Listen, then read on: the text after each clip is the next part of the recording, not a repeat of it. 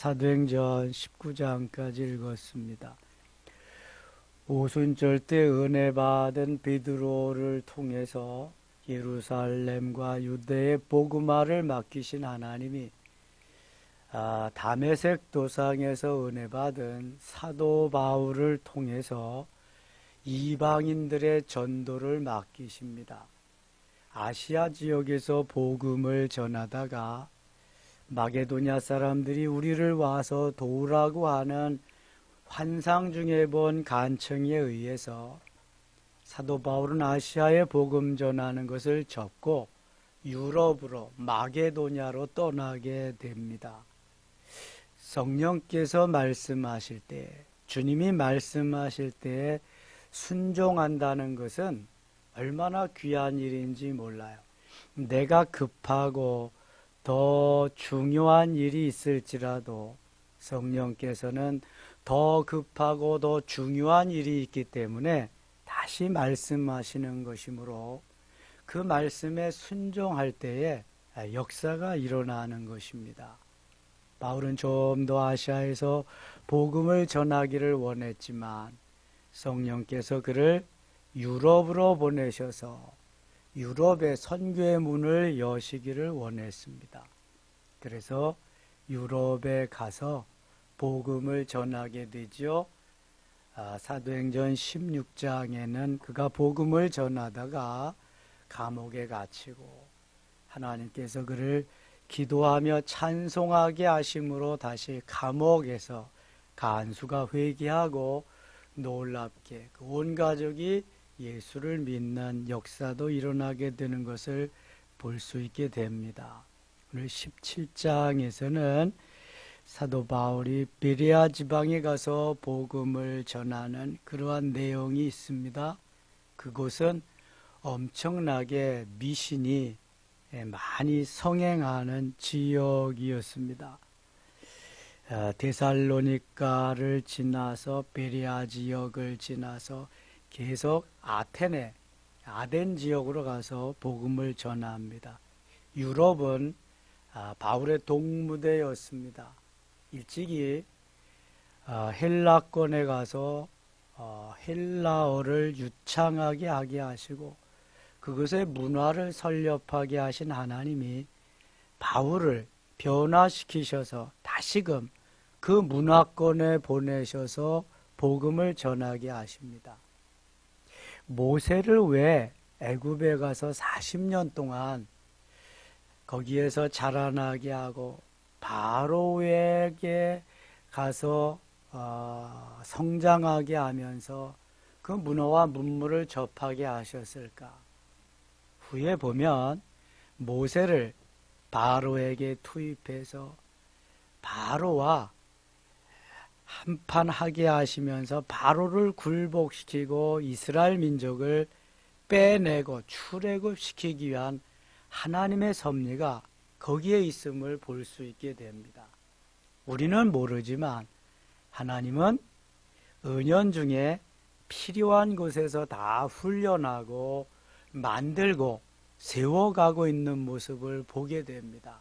그래서 때가 되매 이때는 하나님의 때입니다. 하나님의 때가 되매 하나님은 그를 통해서 일하시는 모습이 성경 곳곳에 나와 있습니다. 사도 바울을 통해서 유럽 지역에 보내가지고 헬라 문화권에서 아주 유효적으로 적절하게 꼭 필요하게 복음을 전하고 있습니다. 17장 가겠습니다. 17장 그들이 암비볼리와 아볼로니아로 다녀가 데살로니가에 이르니 거기 유대인의 회당이 있는지라. 바울이 자기의 관례대로 그들에게로 들어가서 새 안식일에 성경을 가지고 강론하여 바울은 회당에 유대인들이 많이 있기 때문에 회당을 찾아가서 복음을 전합니다. 시나고게라고 하는 회당은 주로 율법을 가르치고 메시아를 아직 오시지 않았다고 하는 율법주의자들에게 가서 메시아가 오셨을 뿐만 아니라 우리의 구원의 주님인데 당신들이 그 메시아를 죽였다고 하는 예수 그리스도에 대해서 간절히 전하고 있습니다. 3절입니다. 뜻을 풀어 그리스도가 해를 받고 해를 받았다. 십자가의 고난과 죽음이죠. 죽은 자 가운데서 다시 살아나야 할 것을 증언하고 이르되 내가 너희에게 전하는 예수가 곧 그리스도라. 예수는 구원자, 그리스도는 기름 부음 받은 자. 헬라어로 그리스도, 그리고 히브리어로 메시아입니다. 메시아나 그리스도나 같은 말입니다. 기름 부음을 받았다는 뜻입니다. 예수가 곧 기름 부음을 받은 하나님의 아들이다. 그리스도다, 메시아라고 하는 것입니다. 그 중에 어떤 사람 곧 경건한 헬라인의 큰 무리와 적지 않은 귀부인도 권함을 받고 바울과 실라를 따르나 경건한 헬라인, 꽤 괜찮은 클래스가 좀 높은 하이 클래스에 사는 레벨이 좀 다른 높은 지위에 있는 사람들도 바울의 말을 듣고 예수를 믿고 돌아옴을 말씀합니다. 이 적지 않은 귀부인, 귀부인도 마찬가지죠. 보통 사람을 귀부인이라고 말하지 않습니다.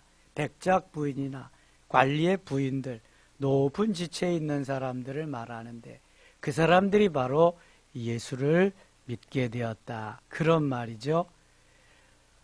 5절입니다. 그러나 유대인들은 시기하여 저자의 어떤 불량한 사람들을 데리고 띠를 지어 소성을 소동하게 하여 야손의 집에 침입하여 그들을 백성에게 끌어내려고 찾았으나 유대인들은 이방인들이 귀부인이나 높은 고위직에 있는 경건한 헬라인들이 주 예수를 믿고 돌아오는 것을 못마땅하게 생각했습니다. 아니 메시아가 아직 오시지도 않았는데 예수가 무슨 하나님의 아들이냐 하면서 바울을 죽이려고 쫓아다니는데 그 예수를 믿니까? 못마땅하게 시기하고 질투하는 것은 당연했던 거죠. 그래서 바울의 복음 전함을 회방하고 있습니다. 10절 가겠습니다. 밤에 형제들이 곧 바울과 실라를 베레아로 보내니 그들이 이르되 유대인의 회당에 들어가니라. 11절 같이 읽겠습니다. 베레아에 있는 사람들은 데살로니카에 있는 사람들보다 더 너그러워 간절한 마음으로 말씀을 받고 이것이 그러한가 하여 날마다 성경을 상고하므로. 이 베레아 사람들은 성경 말씀을 아주 사모했습니다. 말씀을 사모한다고 하는 것은 얼마나 귀한 일인지 몰라요. 느헤미야 8장에 보면은 70년 동안 포로 생활하던 이스라엘 백성들이 귀환하게 될 때에 에스라가 수문 앞 광장에서 하나님의 말씀을 읽어줍니다. 말씀을 전하는 게 아니라 성경 말씀을 읽어주기만 하는데도 아멘 아멘 하면서 감격해합니다. 감동합니다. 그리고 회개하기 시작합니다. 말씀을 읽어주기만 하는데 말씀을 사모한다는 것, 내가 그 말씀을 사모하면서 알기를 원합니다. 깨닫기를 원합니다. 이 말씀 그대로 믿기를 원합니다 할 때 성령께서 기뻐하시고요. 은혜를 주십니다. 그 은혜가 얼마나 큰지요. 베레아 사람들이 바로 이렇게 말씀을 사모하는 사람이었습니다. 하나님의 말씀은 살았고 운동력이 있어 살았고 활력이 있어 좌우의 어떤 검보다도 예리하여 혼과 영과 및 관절과 골수를 찔러 쪼개기까지 한다 그랬습니다. 히브리서 4장 12절에 하나님의 말씀, 살았고 활력이 있는 하나님의 말씀을 사모하는 것은 너무 귀한 은혜입니다. 여러분 말씀을 사모해야 됩니다. 말씀이 그리스도입니다. 말씀이 하나님입니다. 말씀이 생명이고 말씀이 능력입니다.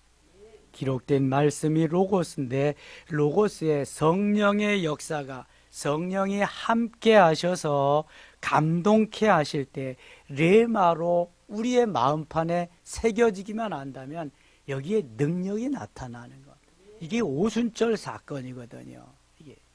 그래서 성령이 감동케 하시고 성령이 역사하실 때 이 말씀이 그냥 기록된 문자적인 문법적인 그냥 말씀이 아니라 성령의 감동으로 내게 들려오는 살아있는 말씀. 그래야 히브리서 4장 12절 말씀이 그대로 나타나게 되는 거예요. 살았고 운동력이 있는, 살았고 활력이 있는 말. 여러분 사모하면서 성령이 함께하고 내가 은혜를 받을 때 성경을 한번 읽어보세요. 말씀이 정말 살아있습니다. 말씀이 막 움직이는 것입니다. 그때 성경을 읽어보세요. 막 성경 말씀이 꽂히게 됩니다. 잘 박힌 목과 같이. 그렇지 않고 성경을 읽으면 그냥 뭐 자장가 되는 것입니다. 읽다가 꿈나라 가는 겁니다. 이거 얼마나 중요한지 몰라요. 성령의 감동으로 읽고 듣고 쓰고 암송하고 묵상한다는 게. 성경을 읽을 때도 눈으로만 읽으면은요, 한 3분의 1밖에 효과가 없습니다. 이 눈으로만 읽지 마시고 마음으로도 읽어야 되고요. 소리내서 읽으면은 거의 90% 이상의 효과가 있대요. 소리를 내면은 눈으로 보고 그 다음에 귀로 듣잖아요. 입으로 말하잖아요. 세 군데서 같이 역사를 하니까. 제가 아침마다 새벽마다 저녁마다 성경을 통독하는 이유가 바로 그런 것입니다. 같이 함께 성경을 읽어 나가도 효과를 좀 더 극대화하기 위함이지요. 우리가 언제 성경 통독하겠어요? 몇 년 전에 우리 성경 통독해 본 일 있잖아요. 3박 4일 동안 그저 쉬는 시간도 거의 없이 새벽부터 밤중까지 그래야 한 번 통독하는데요. 그것도 따라가기도, 강사가 읽는 거 따라가기도 힘들어. 예? 강사가 읽는 거 함께 읽는 건 더 힘들고. 그래야 한 번 통독하는 건데요. 여러분 한번 쭉 성경 말씀을 통독한다든지 필사를 한다든지 이거 얼마나 귀한 일인지 우리가 새벽기도 빠지지 않고 저녁 예배까지 함께 한다면 1년이면 한 번씩 통독하잖아요. 재미있죠. 이 말씀이 생명이기 때문에 재미있습니다. 능력이기 때문에 말씀이 되고 말씀이 능력이 되고 말씀이 권세가 되고 말씀이 될 때 놀라운 역사가 일어나는 줄 믿습니다. 12절 보세요. 그 중에 믿는 사람이 많고 성경을 날마다 상고하니까 성령이 역사하셔서요. 그냥 믿어지는 거죠. 믿어지는 거예요. 믿는 사람이 많고 또 헬라의 귀부인과 남자가 적지 아니한다. 이 엘리트들이 주 앞으로 돌아와서 믿는 역사가 계속해서 일어나는 거예요. 13절 같이 읽어요. 데살로니가에 있는 유대인들은 바울이 하나님의 말씀을 베레아에서도 전하는 줄을 알고 거기도 가서 무리를 움직여 소동하게 하거늘. 바울이 가는 곳마다 저들은요 가서 예수 그리스도를 못 믿게, 성경을 못 읽게 계속 방해를 하는 거예요. 성령이 강하게 역사하시면 사단은 그 이상으로 강력하게 방해 역사를 합니다. 이게 사단의 하는 일이지요. 16절 가겠습니다. 바울이 아덴에서 그들을 기다리다가 그 성에 우상이 가득한 것을 보고 마음에 격분하여. 세상에 아덴같이 우상이 많은 곳이 없을 거예요 아마. 아덴은 오늘날 아테네입니다. 그리스도의 수도. 이 아테네와 같이 우상의 소굴이요. 여러분 성지순례 한번 가보세요. 가면 아테네를 이제 유럽 성지순례 가면 반드시 경유합니다. 가는 곳마다 신전입니다. 신전. 가는 곳마다 맨 그 우상 만들어 놓은 겁니다. 뭐 무슨 상 얼마나 많은지 몰라요. 가는 곳마다. 그거로 돈벌이 하죠 요즘. 그렇게 잘 살던 그 그리스가요, 아테네가요, 요즘은 뭐 그냥 IMF에 뭐 들어가기도 하고 말이 아닙니다. 우상을 많이 섬기니까 잘 살 수가 없어요. 옛날엔 그렇게 잘 살던 데가 말이죠. 이 아테네, 아덴, 우상이 아주 가득합니다. 이걸 바울이 보면서 너무 마음이 아픈 거예요. 가슴이 아픈 거죠. 우상을 섬기면 멸망하는 길인데, 지옥 가는 길인데, 저들을 구원해내야 되는데. 회당의 17절 회당에서는 유대인과 경건한 사람, 또 장터에서는 날마다 만나는 사람들과 쟁론하니. 18절 같이 읽을까요? 어떤 에피큐로스와 스도와 철학자들도 바울과 쟁론할세. 어떤 사람은 이르되 이 말쟁이가 무슨 말을 하고자 하느냐 하고, 어떤 사람은 이르되 이방 신들을 전하는 사람인가 보다. 이는 바울이 예수와 부활을 전하기 때문이로라. 이 에피큐로스와 스토아 철학자, 에피큐로스 학파와 스토아 학파. 에피큐로스는 쾌락주의자들입니다. 육신의 것들을 아주 좋아하고 영적인 것들을 무시하는 학파가 에피큐로스와 쾌락주의자들입니다. 그 다음에 스토아 철학자들은 반대, 이성주의자, 금욕주의자들입니다. 거의 반대파들이죠. 이 사람들이 바울과 토론합니다. 변론합니다. 어떤 사람은 이르되 이 말쟁이가 무슨 말을 하고자 하느냐 하고, 어떤 사람은 이르되 이방신들을 전하는 사람인가 보다. 아니는 바울이 예수의 부활을 전하기 때문이로라. 예수 그리스도의 고난과 죽음과 부활을 저들은 절대로 믿지 않죠. 인정도 안 하죠. 그를 붙들러 아레오바고로 가며, 아레오바고는 재판 광장입니다. 그리로 이제 끌고 간 거죠. 22절 가겠습니다. 바울이 아레오바고 가운데 서서 말하되 아덴 사람들아 너희를 보니 범사에 종교성이 많도다. 좋은 말로 잘 표현해서 종교성이 많다고 하는 거지. 이것은 너희들은 다 우상을 지금 섬기는구나. 우상을 섬기면서 지옥에 떨어지는구나. 안타깝게 말하는 거죠. 종교성이 많다. 종교성이 많으니까 이 우상 저 우상, 이 신 저 신 다 만들어 놓고, 뭐 제우스 신도, 제우스 신이 신 중에 신, 많은 그 신들을 만들어 놓고 섬기는, 이게 종교성이 많다고 표현하고 있습니다. 우리나라도 종교성이 많은 민족 가운데 하나죠. 많은 신들을 섬기잖아요. 뭐 거의 다 우상, 미신을 섬깁니다. 일본도 엄청나게 우상을 많이 섬기는 나라죠. 23절 가겠습니다. 내가 두루다니며 너희가 위하는 것들을 보다가 알지 못하는 신에게라고 새긴 단도 보았으니, 알지 못하는 신에게도 절을 하면서 복달라 그래. 알지도 못하네. 무슨 신인지도 몰라. 고무신인지 남학신인지 집신인지도 몰라. 섬긴다는 거잖아요. 지금 이게 무슨 신인지도 모르고 신의 이름도 모르는 거야. 그런즉 너희가 알지 못하고 위하는 그것을 내가 너희에게 알게 하리라. 그건 다 헛된 거, 그건 다 미신인데 너희에게 알게 하리라. 예수 그리스도를 알게 하리라.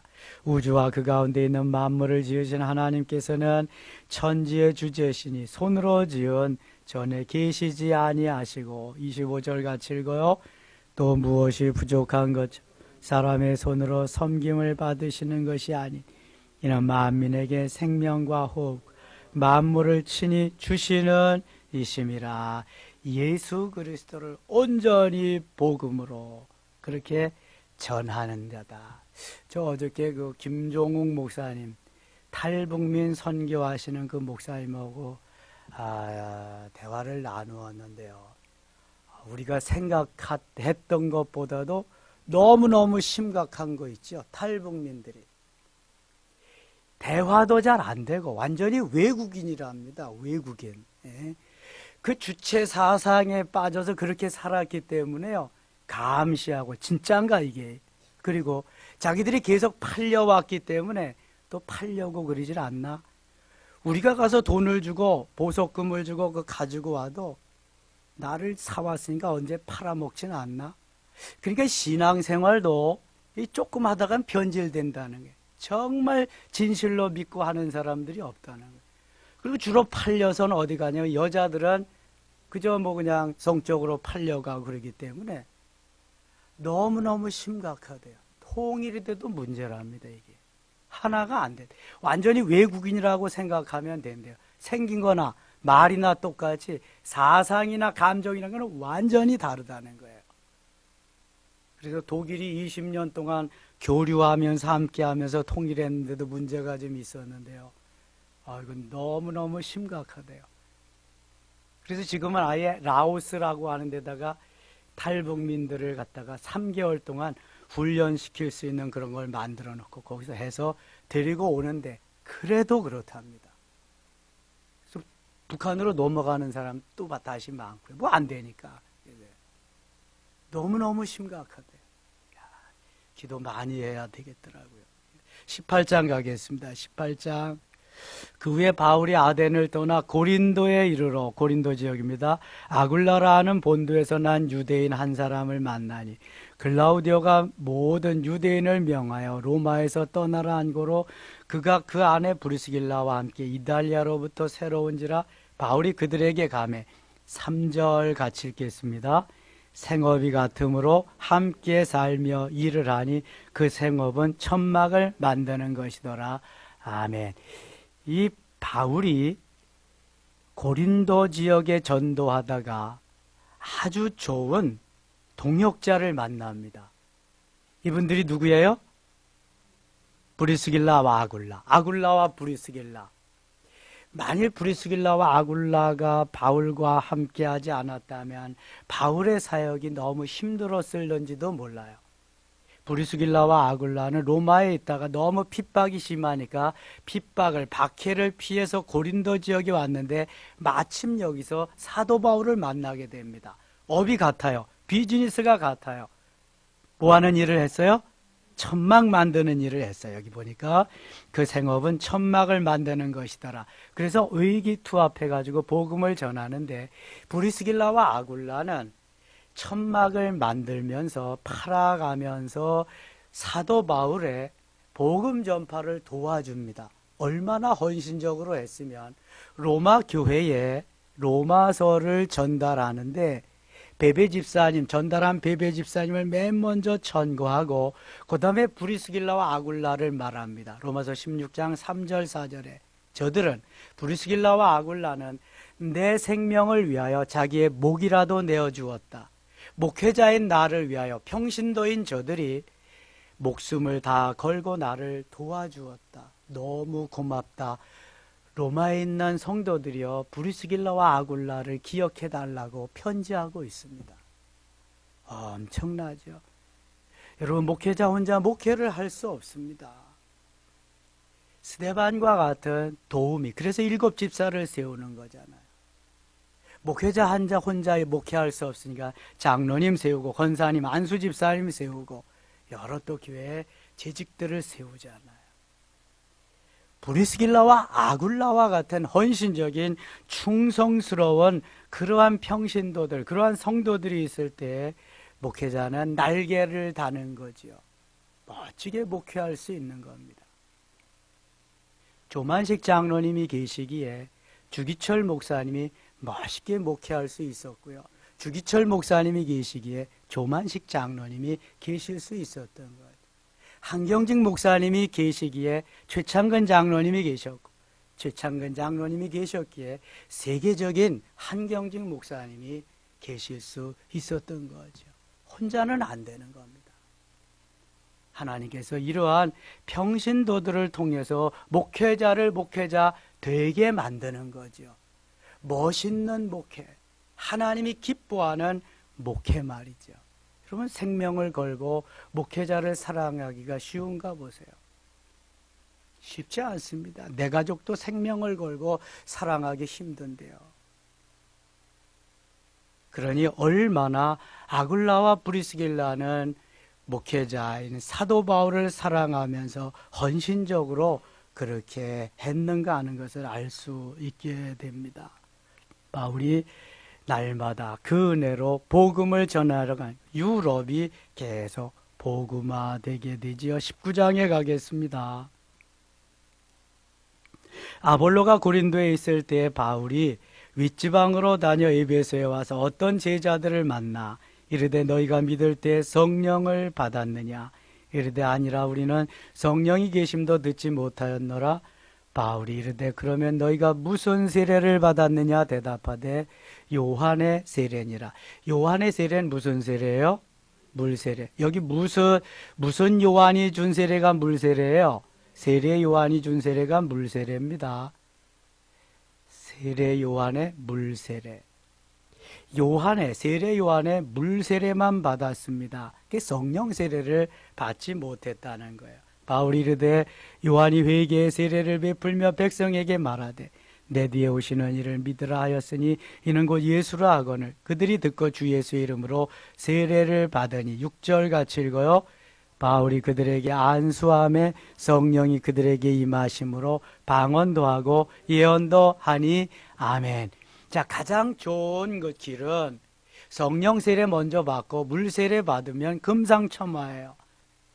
그런데 우리들이 예수 믿습니다. 하나님의 아들로 나의 구원의 주님 메시아로 나를 위해서 십자가에 돌아가시고 죽으신 예수님 나의 구원의 주님입니다. 그 주님을 믿습니다 하면 세례 주거든요.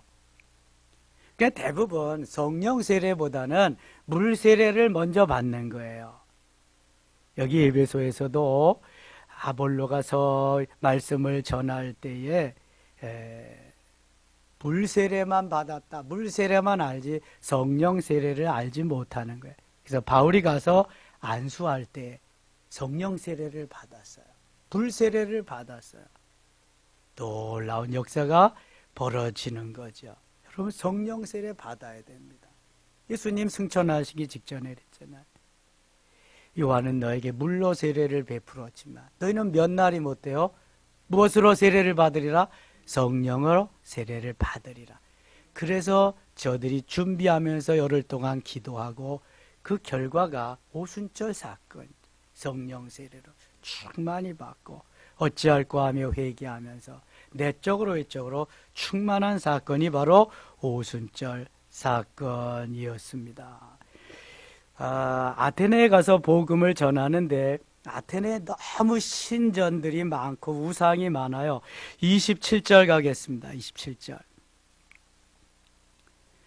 우리의 이 영업이 천하여질 위협이 있을 뿐 아니라 큰 여신 아데미의 신전도 무시당하게 되고 온 아시아와 천하가 위하는 그의 위엄도 떨어질까 하노라 하노라. 이 아데미 여신은 아주 그냥 유명한 여신인데 에베소에 가면은요 지금도 저들이 섬기던 그러한 아데미 여신이 있습니다.